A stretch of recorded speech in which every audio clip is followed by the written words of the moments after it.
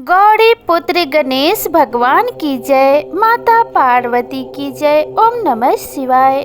नमस्कार प्रिय भक्तगणों, आप सभी को प्रदोष व्रत की हार्दिक शुभकामनाएं। हिंदू धर्म में भगवान शिव को देवों के देव महादेव कहा गया है और जिस व्यक्ति पर भोलेनाथ का आशीर्वाद होता है उसके जीवन में कभी कोई परेशानी नहीं आती। भोलेनाथ की कृपा से तरक्की और सम्मान की प्राप्ति होती है।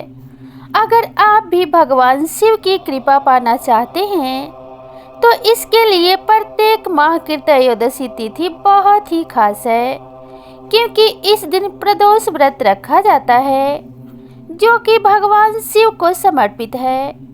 और इस दिन व्रत रखने का विधान है। अप्रैल का महीना शुरू हो गया है, ऐसे में आइए जानते हैं इस माह प्रदोष व्रत कब है और पूजा का शुभ मुहूर्त क्या है।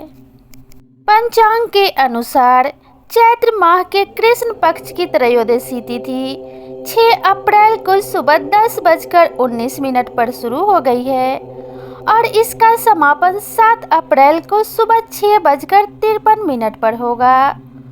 प्रदोष व्रत के दिन भोलेनाथ की आराधना प्रदोष काल यानी शाम के समय में की जाती है।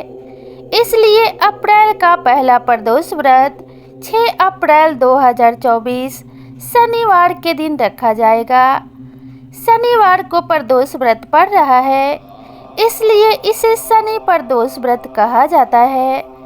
शनि प्रदोष व्रत के दिन भगवान शिव की आराधना की जाती है और यह आराधना यदि शुभ मुहूर्त में की जाए तो शुभ फल प्रदान करती है। प्रदोष व्रत की पूजा प्रदोष काल में किया जाता है और पंचांग के अनुसार 6 अप्रैल को पूजा का शुभ मुहूर्त शाम 6:42 से लेकर रात 8:58 तक रहेगा। हिंदू धर्म में प्रदोष व्रत को बहुत ही महत्वपूर्ण माना गया है और कहते हैं कि यह व्रत रखने वाले जातक पर भगवान शिव की असीम कृपा बनी रहती है और माता पार्वती और भगवान शिव का आशीर्वाद हमेशा बना रहता है। जिस व्यक्ति पर शिव जी का आशीर्वाद होता है उसका कोई अनिष्ट नहीं कर सकता। धार्मिक मान्यताओं के अनुसार प्रदोष काल में भगवान शिव प्रसन्न मुद्रा में होते हैं और ऐसे में यदि उनका पूजन किया जाए तो वह अपने भक्तों को कभी निराश नहीं करते। इसलिए प्रदोष व्रत में प्रदोष काल में ही भोलेनाथ का पूजन करना चाहिए। इससे जातक की सभी मनोकामनाएं पूरी होती है और भगवान भोलेनाथ प्रसन्न होते हैं। साथ में माता पार्वती की पूजा भी करनी चाहिए और उनको श्रृंगार का सामान भी अर्पित करना चाहिए। इससे अखंड सौभाग्य की प्राप्ति होती है और माता पार्वती और भगवान शिव की तरह पति पत्नी में सदैव प्रेम बना रहता है। तो प्रदोष काल के विधि विधान से पूजा करने के बाद प्रदोष व्रत की कथा का श्रवण भी अवश्य करना चाहिए। इस प्रकार से यह व्रत संपूर्ण माना जाता है। तो चलिए प्रदोष काल की पावन और पवित्र कथा को शुरू करते हैं। कथा को शुरू करने से पहले प्रेम से बोलिए ओम श्री गणेशाय नमः। शनि प्रदोष व्रत कथा के अनुसार प्राचीन काल में एक सेठ एक नगर में रहते थे। सेठ जी के घर में हर प्रकार की सुख सुविधाएं थी, लेकिन संतान नहीं होने के कारण सेठ और सेठानी हमेशा दुखी रहते थे। काफी सोच विचार करके सेठ जी ने अपना काम नौकरों को सौंप दिया और खुद सेठानी के साथ तीर्थ यात्रा पर निकल पड़े।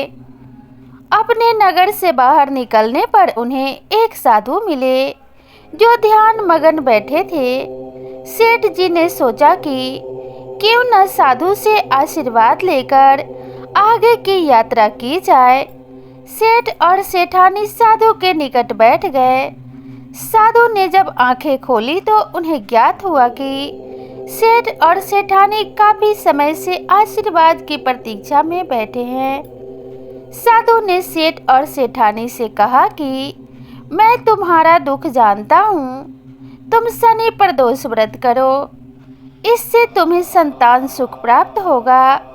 साधु ने सेठ और सेठानी को प्रदोष व्रत की विधि भी बताई और शंकर भगवान की वंदना भी। भगवान शिव की वंदना कुछ इस प्रकार से है। हे रुद्रदेव शिव नमस्कार, शिव शंकर जग गुरु नमस्कार, हे नीलकंठ सुर नमस्कार, शशि मौली चंद्र सुख नमस्कार, हे उमाकांत सुधि नमस्कार, उग्रत रूप मन नमस्कार, ईशान ईश प्रभु नमस्कार, विश्वेश्वर प्रभु शिव नमस्कार। इस प्रकार से विधि और वंदना बताने के बाद साधु ने दोनों को आशीर्वाद दिया। सेठ और सेठानी साधु का आशीर्वाद लेकर तीर्थ यात्रा के लिए आगे चल पड़े।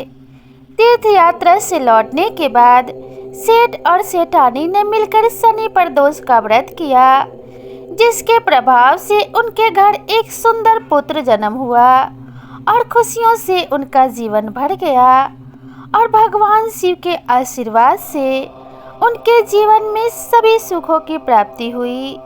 इस प्रकार से प्रदोष व्रत करने वाले व्यक्ति की सभी मनोरथ पूर्ण होते हैं और सभी सुख सुविधाएं उनके घर में विराजमान रहती हैं। तो सभी पुरुष और सभी स्त्रियों को शनि प्रदोष व्रत अवश्य करना चाहिए और शनि प्रदोष व्रत की कथा का श्रवण भी अवश्य करना चाहिए। भगवान शिव और माता पार्वती आप सभी का कल्याण करें और आपके जीवन में सदा ही मंगल हो। इसी कामना के साथ आपसे विदा लेते हैं। मिलते हैं नई वीडियो में नई कथा और नई कहानी के साथ। तब तक के लिए राधे राधे।